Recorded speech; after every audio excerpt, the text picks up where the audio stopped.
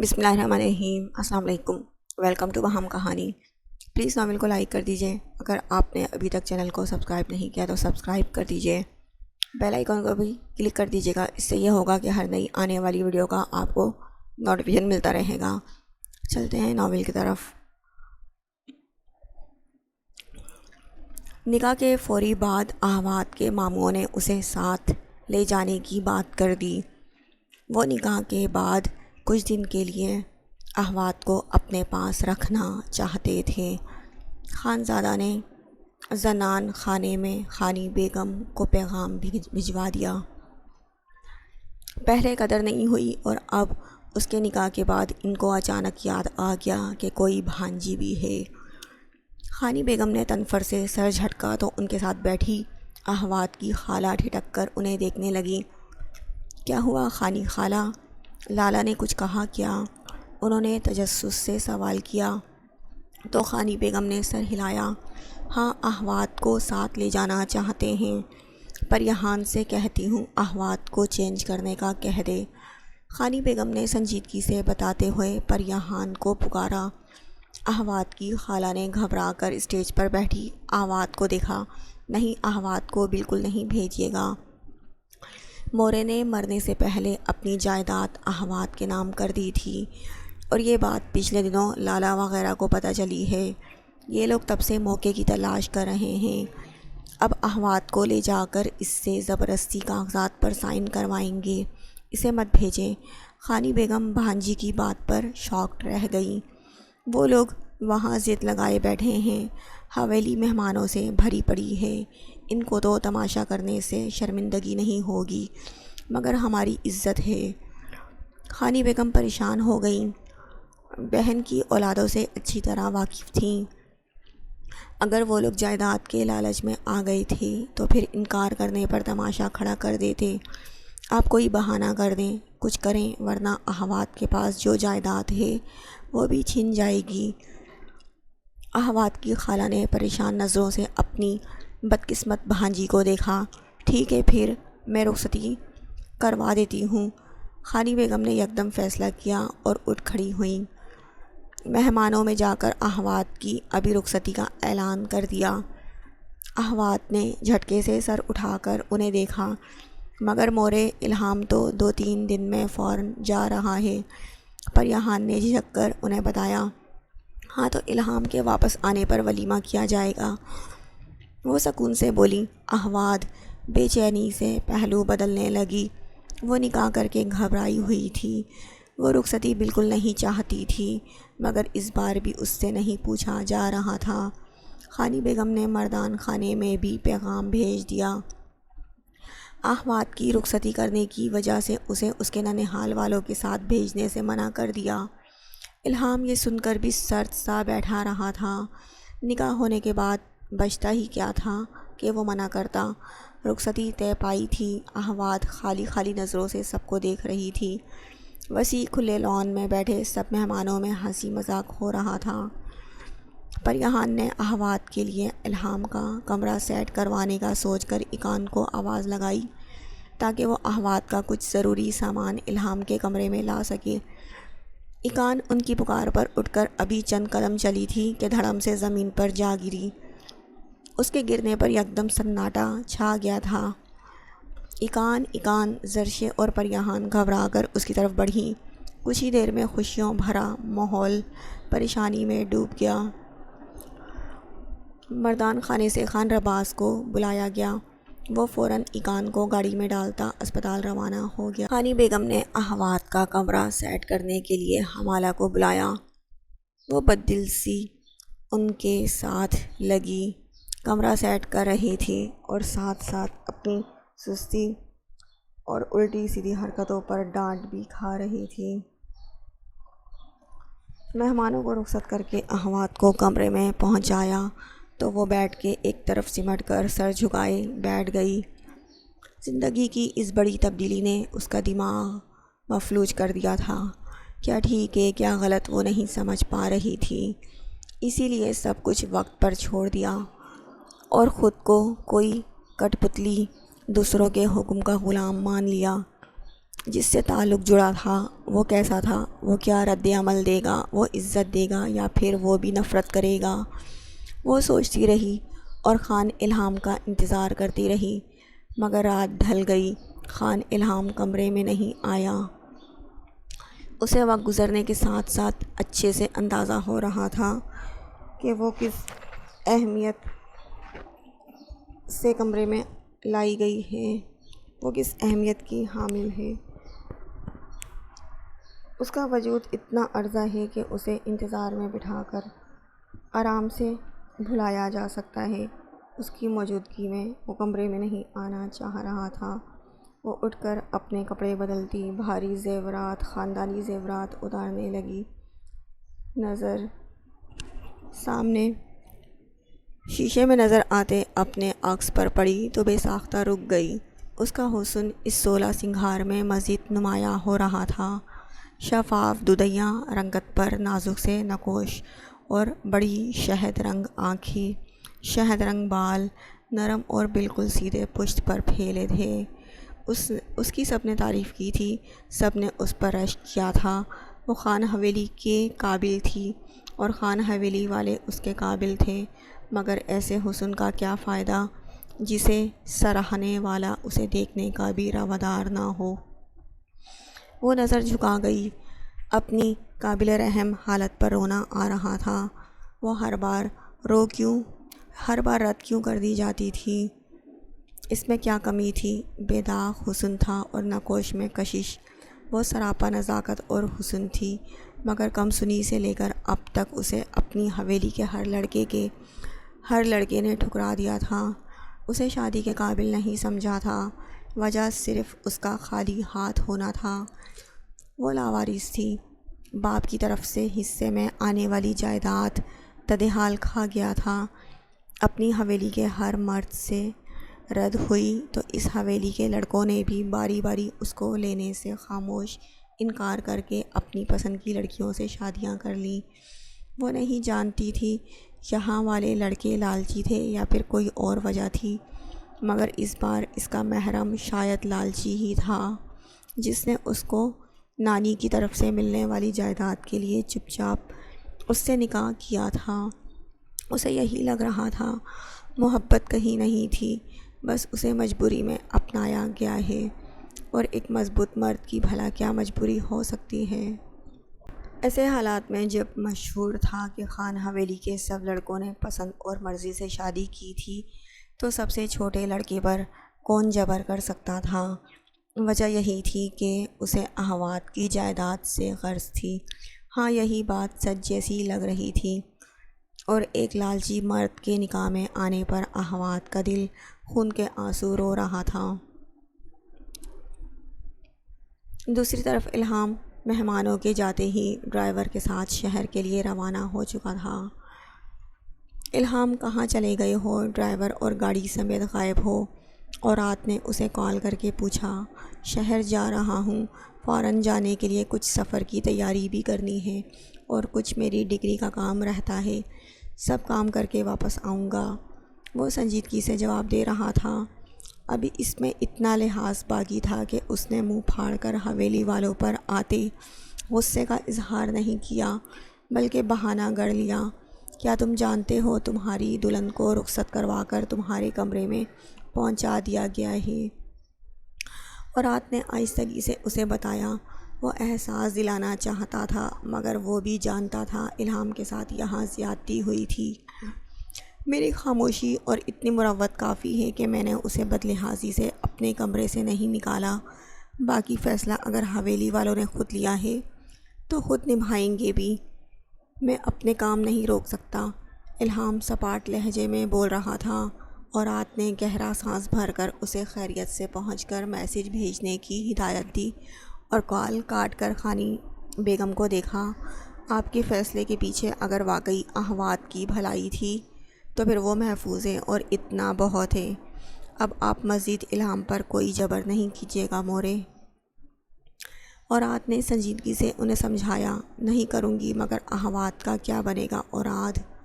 خانی بیگم نے پریشانی سے سوال کیا، اور رات نے ابرو چڑھا کر انہیں خفگی سے دیکھا۔ میرے خیال میں آپ احوات کو بھی تھوڑا وقت دیں۔ مجھے افسوس ہے کہ آپ لوگوں نے فیصلہ لیتے ہوئے اس لڑکی سے ایک بار بھی اس کی مرضی نہیں پوچھی۔ اگر وہ فرما بردار ہے تو یہ اس کی فرما برداری کا بہت بڑا امتحان تھا۔ اور رات نے انہیں جتاتے ہوئے کہا اور ان کے کمرے سے نکل گیا۔ خانی بیگم نے تھک کر تکیے پر سر رکھ دیا۔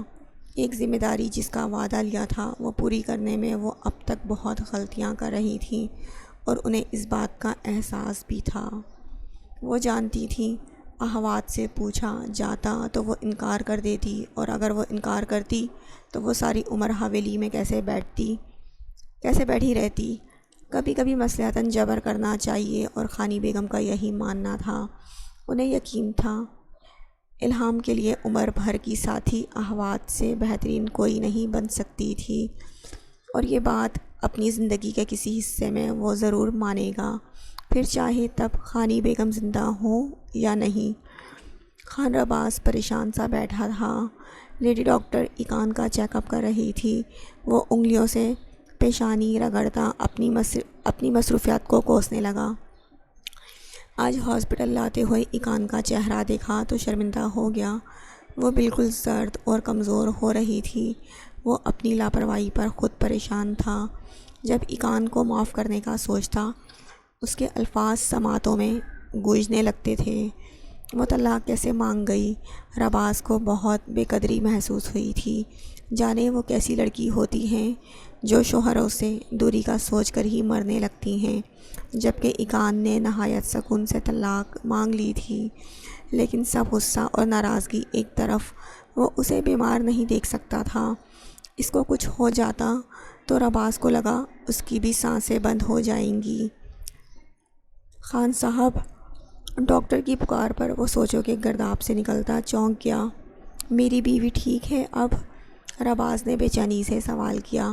ڈاکٹر نے سر ہلا کر مسکراتے ہوئے ایکان کو دیکھا۔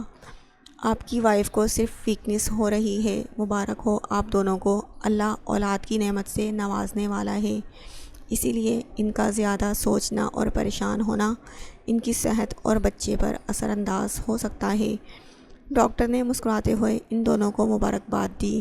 رباز نے جھٹکے سے ایکان کو دیکھا جو نکاحت زدہ چہرہ لیے ان الفاظ پر سرخ ہو گئی تھی۔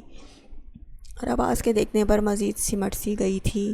بہت بہت شکریہ doctor, I will make sure کہ اب یہ زیادہ پریشان نہ ہو۔ میں اسے گھر لے جا سکتا ہوں نا؟ رباز نے خوشی سے لرزتے لہجے میں سوال کیا۔ جی خان صاحب، لے جائیے، پریشانی کی بات نہیں ہے، اس کنڈیشن میں ویکنس ہو جاتی ہے۔ ڈاکٹر نے شگفتگی سے بولتے ہوئے اسے تسلی دے کر جانے کی اجازت دے ڈالی۔ وہ آگے بڑھ کر احتیاط سے ایکان کو سہارا دیتا وہاں سے نکلا۔ میں چل سکتی ہوں، ایکان نے جھجک کر کہتے ہوئے اپنے پیروں پر کھڑا ہونے کی کوشش کی تو وہ اس کے گرد بازو لپیٹے اسے خود سے لگا گیا۔ میں جانتا ہوں تم چل سکتی ہو، مگر تم بہت تھکی ہوئی لگ رہی ہو، اسی لیے بہتر ہے میرے سہارے چلو۔ رباز نے نرمی سے کہتے ہوئے مسکرا کر اس کا چہرہ دیکھا۔ وہ شرما کر سر جھکا گئی۔ گاڑی میں بٹھا کر حویلی جاتے ہوئے رباز قدرے سنجیدہ ہوا اور سامنے دیکھتا سوچ میں ڈوبا۔ آپ نے مجھے معاف کر دیا؟ ایکان نے اس کا سنجیدہ چہرہ دیکھ کر پریشانی سے سوال کیا۔ ایکان، یہاں میری ناراضگی یا غصے کی بات نہیں ہے، مجھے تمہارے مطالبے نے پریشان کیا تھا۔ میں جتانا تو نہیں چاہتا، مگر اب تم ہی دیکھو، اللہ ہمیں صاحب اولاد کرنے والا ہے، ہماری فیملی مکمل ہو جائے گی، مگر تم صرف ایک پریشانی کے باعث مجھ سے علیحدگی کا مطالبہ کر بیٹھی تھیں، اور اگر میں نے بابا سے عمر بھر تمہارا ساتھ نبھانے کا وعدہ نہ لیا ہوتا، اگر میرے دل میں تمہاری محبت پیدا نہ ہوئی ہوتی تو سوچو کیا ہوتا۔ میں تمہاری بات پر حامی بھر بیٹھتا اور آج ہم مشکل کا شکار ہوتے۔ وہ سنجیدگی سے اسے سمجھا رہا تھا۔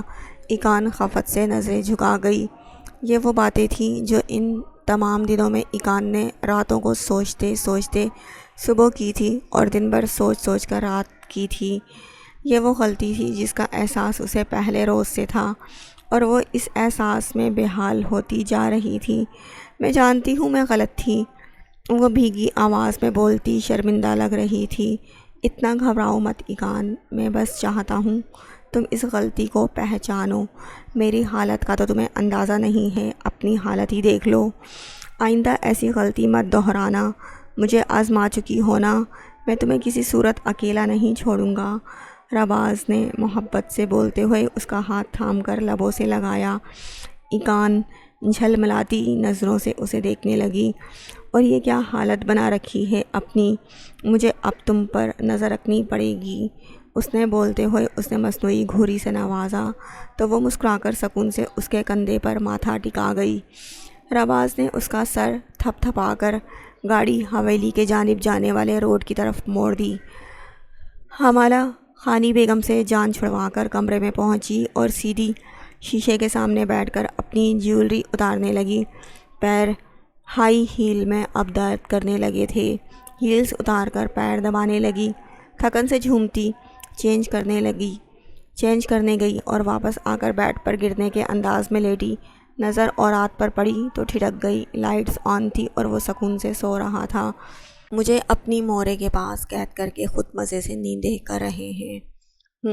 مردوں کے بھی مزے ہیں نا، کوئی ذمہ داری نہ کوئی کام، اور ہم عورتیں ہاں ہائے حویلی معاملات، لوگوں سے ملنا جلنا، سو کام اور ایک میری ننھی سی جان۔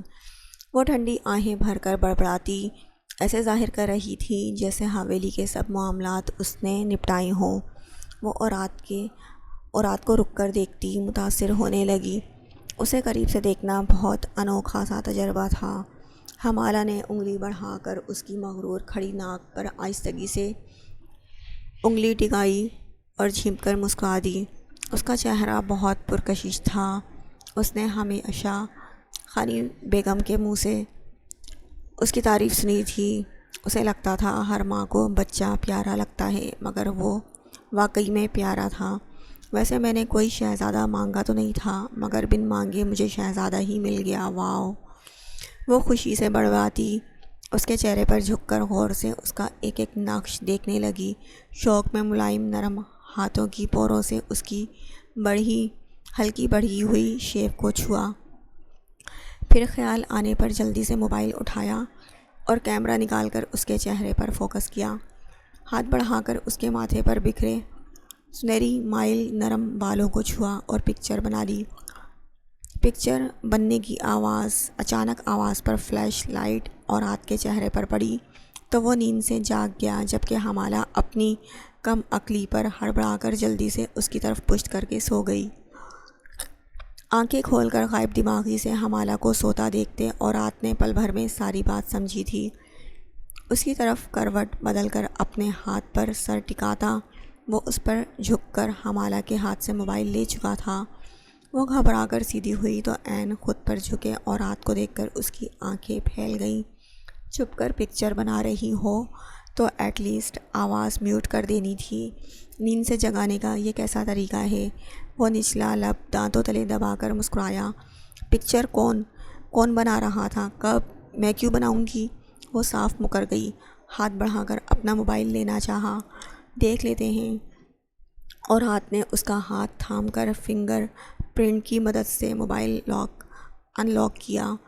حمالہ کا دل اپنی چوری پر شور کرنے لگا۔ پکڑے جانے کی فکر میں وہ اس پر جھپٹی۔ کیا ہوا حمالہ؟ وہ بازو لمبا کرتا موبائل دور کر گیا۔ وہ اس کے سینے پر ہاتھ رکھتی روحان سی ہو گئی۔ میرے موبائل میں میرا پرسنل ڈیٹا ہے، اس لیے واپس کریں۔ وہ انگلی اٹھا کر وارن کر رہی تھی۔ کیسا پرسنل ڈیٹا؟ کیا تم میری پکچرز پہلے بھی بناتی رہی ہو؟ وہ مسکرا کر یکدم اس کے گرد بازو لپیٹ کر اسے اپنے سینے سے لگا گیا۔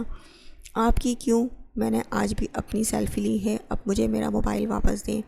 وہ اس کے حصار میں مچلتی خفگی سے بولی۔ آج نزدیکیوں کا احساس بھی نہیں ہو رہا تھا، آج چوری پکڑے جانے کا خوف جو سوار تھا، اور اگر میری پکچر تمہارے موبائل سے ملی تو؟ وہ موبائل دور رکھتا اس کی دونوں کلائیاں تھام چکا تھا۔ حمالہ بے بس سی اپنے موبائل کو دیکھنے لگی۔ نہیں ہے آپ کی پکچر، اور ویسے بھی میں صرف اپنی پسند کا سامان رکھتی ہوں موبائل میں۔ وہ منہ بسور کر بولتی اس سے دور ہونے کی کوشش کرنے لگی، اور آج جانتا تھا وہ اس کی تصویر بنا چکی ہے، مگر وہ مانے گی نہیں۔ وہ مزید تنگ کرنے کا ارادہ ترک کرتا نرمی سے اسے آزاد کر گیا۔ حمالہ نے جلدی سے اپنا موبائل اٹھایا اور اپنی پشت کے پیچھے چھپا کر اورات کو گھورا۔ وہ آنکھیں مسل کر سائڈ ٹیبل سے اپنا موبائل اٹھا کر چیک کرنے لگا۔ حمالہ نے چھپ کر موبائل آن کیا اور اس کی تصویر دیکھ کر مسکراہٹ دبائی۔ وہ موبائل چیک کرنے میں مصروف تھا۔ حمالہ اپنی جگہ سکون سے لیٹی اور اسے دیکھنے لگی۔ کل ہماری واپسی ہے، صبح اپنی تیاری کر لینا حمالہ۔ وہ موبائل رکھ کر سیدھا ہوا تو حمالہ نظروں کا زاویہ بدلتی انجان بن گئی۔ ٹھیک ہے، اس کے ساتھ جانے کا سن کر اس بار حمالہ نے انکار کیا نہ احتجاج کیا۔ اورات نے ٹھٹک کر اس کی تبدیلی دیکھی۔ تمہاری تبدیلی بتاتی ہے کہ تمہیں میرا ساتھ اچھا لگنے لگا ہے۔ اس کے قریب لیٹ کر وہ دلچسپی سے اس کا چہرہ دیکھنے لگا۔ حمالہ کا چہرہ سرخ ہوا۔ میں تو حویلی کے سب لوگ مجھے سمجھا بجھا کر تنگ کرنے لگتے ہیں، اسی لیے مان گئی، مگر میں اب نہیں جاؤں گی آپ کے ساتھ۔ آپ میرا مذاق اڑا رہے ہیں، آپ کو لگتا ہے بہت دیوانی ہوں میں آپ کی۔ وہ غصے سے لڑنے لگی۔ ایسا لگا جیسے اس کے دل کا چور اورات نے پکڑ لیا ہو۔ بھڑکی تو اٹھی تھی، اپنی محبت سے خود نالا تھی، پھر اس پر کیسے ظاہر کر دیتی۔ میں مذاق کر رہا ہوں حمالہ، اس میں کیا بڑی بات ہے؟ وہ فوراً سنجیدہ ہوا۔ حمالہ منہ چھپائے رو پڑی تھی۔ اورات وجہ نہیں سمجھ پایا۔ کیا کوئی پریشانی ہے حمالہ؟ میری طرف دیکھو۔ اورات اس کا رخ اپنی جانب کرتا بغور اس کا چہرہ دیکھنے لگا۔ وہ پریشان لگ رہی تھی۔ کیا ہوا میری جان؟ کیا کسی نے کچھ کہا تمہیں؟ اورات پریشانی سے سوال کرتا اس کے آنسو صاف کرنے لگا۔ وہ آنکھیں میچے روتی جا رہی تھی۔ محبت کے حادثے سے گھبرا گئی تھی، محبت ہونے سے ڈر رہی تھی، اس کے آگے ہار ماننے سے تنگ ہو رہی تھی۔ اس کے بہت مسائل تھے، وہ اسے کیا بتاتی کہ اس کے ساتھ جانا چاہتی ہے اور اس پر یہ بات ظاہر بھی نہیں کرنا چاہتی۔ وہ ایک نہایت آسان جذبے کو اتنا مشکل کر گئی تھی کہ خود بھی سہم کر رہ گئی تھی۔ انائی جن کے وجود میں زندہ ہوں وہ لوگ جھک جانے سے ایسے ہی گھبراتے ہیں، یہی حال ہوتا ہے۔ اورات خاموشی سے اسے سینے سے لگا کر تھبکتا رہا اور حمالہ خواہ روتی سسکتی کچھ دیر تک سو گئی۔ وہ سمجھ نہیں پایا وہ رونے کیوں لگی تھی۔ کیا اس کے لیے اب بھی اورات کا ساتھ ایک بوجھ تھا؟ محبت محرم رشتوں میں ہو تو اظہار کر دینا چاہیے۔ اورات بھی اس کی محبت نہیں سمجھ پایا اور اسے اپنا آپ حمالہ کے لیے بوجھ لگ رہا تھا۔ وہ اداس ہو رہا تھا۔ اظہار مل جاتا تو جی اٹھتا۔ ابراہیم حویلی سے واپس شہر پہنچا تو اس بار حمینہ کو اپنے ساتھ رکھا تھا۔ وہ شہر پہنچے تو ابھی دن باقی تھا۔ ابراہیم پہنچتے ہی تھکن زدہ سا بستر پر گر گیا۔ ہسپتال سے حمینہ کو لیا اور اسے لے کر شاپنگ کروائی۔ وہاں سے حویلی اور حویلی کے انتظامات اور بھاگ دوڑ اور اب اگلے ہی روز صبح واپسی۔ وہ بری طرح تھکن محسوس کر رہا تھا۔ حمینہ اس کو تھکا ہوا محسوس کر کے خاموشی سے ایک طرف بیٹھ گئی۔ اسے واپس گھر جانا تھا۔ وہ بے چین سی پہلو بدل رہی تھی۔ جب تک وہ سویا رہا وہ بے چین سی اس کے جاگنے کا انتظار کرتی رہی۔ شام تک ابراہیم سکون سے سویا رہا اور جب کروٹ بدلتے ہوئے اس کی آنکھ کھلی تو سامنے سنگل صوفے پر سر جھکا کر بیٹھی حمینہ نظر آئی۔ وہ ٹھٹک کر سیدھا ہوا اور آنکھیں رگڑ کر اسے دیکھا۔ حمینہ، اس نے حیرت سے پکارا تو وہ چونک کر سر اٹھاتی اسے دیکھنے لگی۔ ایسے کیوں بیٹھی ہو؟ تھک جاؤ گی، کیا بات ہے؟ بور ہو رہی ہو؟ مجھے جگا دینا تھا۔ وہ اٹھ کر بیٹھتے ہوئے نرمی سے بولا، آپ کا ویٹ کر رہی ہوں، آپ مجھے گھر کب لے جائیں گے؟ وہ مدھم لہجے میں سوال کر رہی تھی۔ کون سا گھر؟ ابراہیم حیران ہوا۔ میرا گھر میری ماما کے پاس، وہ ایک ایک لفظ پر زور دے کر بولی تھی۔ ابراہیم نے گہرا سانس بھرا۔ حمینہ، میں کچھ دن پہلے تمہیں ملوانے لے گیا تھا، 2 دن رہ بھی لیا، اب کیوں جانا ہے؟